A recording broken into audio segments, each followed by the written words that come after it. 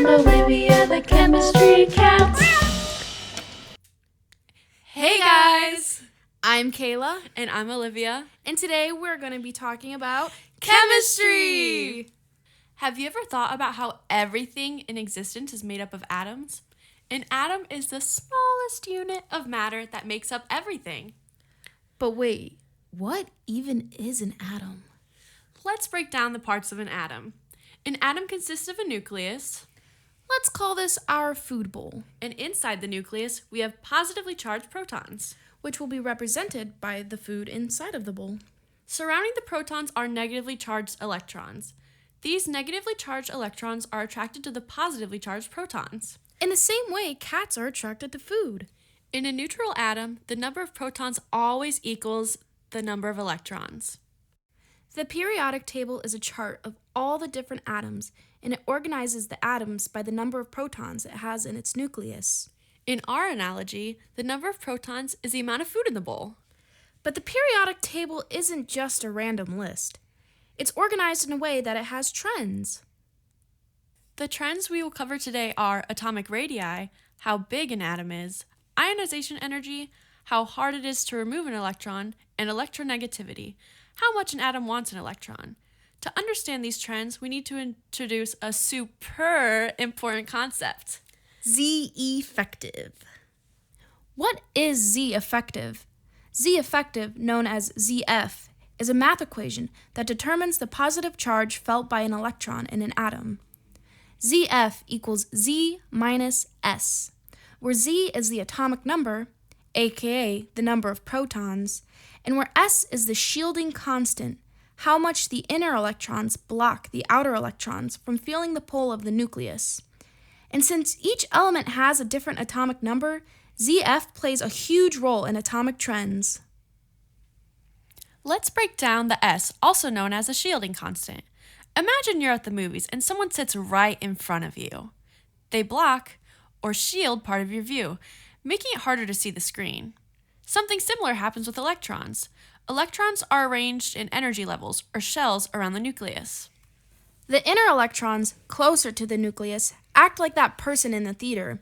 They block, or shield, the outer electrons from feeling the full positive pull of the protons in the nucleus. This effect is measured using a value called the shielding constant. The more electrons in the inner rows there are, the greater the shielding effect, and the larger the shielding constant becomes, in which return reduces ZF. Now that we have a better understanding of ZF, we can apply it to trends. First is atomic radii, aka how big the atom is. As we move across the periodic table, atoms get smaller. Why? Well, as you move across the row, the atomic number increases, meaning there are more protons. And if you add more food to the food bowl, the cats will gather closely around because they want the food. Remember, as you add more protons, aka food, you add an equal amount of electrons, aka cats, to keep the atom neutral. This makes the distance from the bowl to the cats smaller, aka reducing the atomic radii.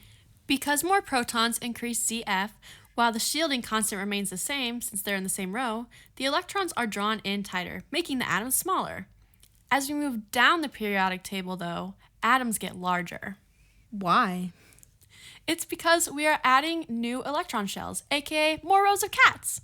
The inner cats shield the outer cats from the food, meaning the outer cats are not as strongly attracted to the food. This makes the atom larger. The inner electrons shield the outer electrons from the nucleus. This shielding decreases ZF. And since ZF is lower, the outer electrons feel a weaker pull, making the atom larger. As we go across the periodic table, atoms generally get smaller in size. As we go down the periodic table, they get larger. The next trend we will talk about is something called ionization energy.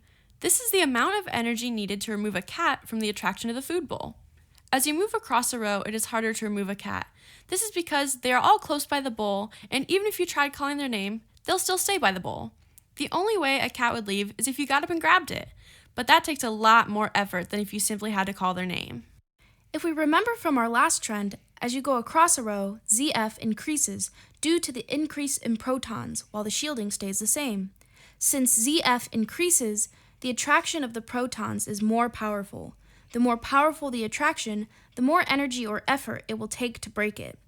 However, as you move down the periodic table, it becomes easier to remove the cats, the electrons, because if we remember, ZF decreases due to the inner electrons shielding the outer electrons. Since the attraction is weaker, it will take less energy to break it. Since the back row of cats aren't as attached to the food, it'll be easier to get one to come to you. Here, kitty kitty! The last trend we will talk about is electronegativity. Electronegativity is an atom's ability to attract electrons. For example, there's a table giving away free cat stickers. You, who really loves cats, want a cat sticker. There's practically nobody at the table, so you will definitely go and get one. However, if there is a long line, even though you do love cats, you probably aren't going to the table. The same is true for atoms.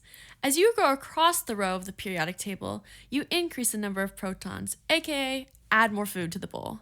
The cats, or the electrons, feel a strong pull toward the food, so the food easily attracts the cats. Remember that adding electrons, but keeping the shielding constant the same, increases Z effective, which increases the positive charge felt by the electrons. The more positive charge the electrons feel, the more they'll be attracted. However, as you go down the periodic table, the electronegativity decreases. As you add more rows of cats, the cats that recently joined in the back row aren't feeling a very strong pull towards the food, so they aren't as attracted to the food.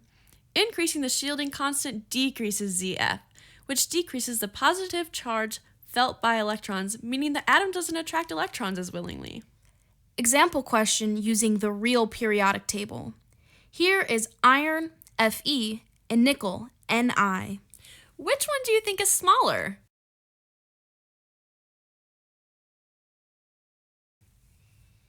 Ready for the answer? Nickel is smaller. Since it's further across the row, it has more protons, meaning a higher Z effective and a stronger pull on electrons, which makes it smaller. Did you get that? If so, great job. Let's recap. Atomic radii decreases across a row, more protons pulling electrons in, and increases down a group, more shielding, weaker attraction. Ionization energy increases across a row, the electrons are held tightly so it's hard to remove, and decreases down a group. It's easier to remove electrons due to shielding.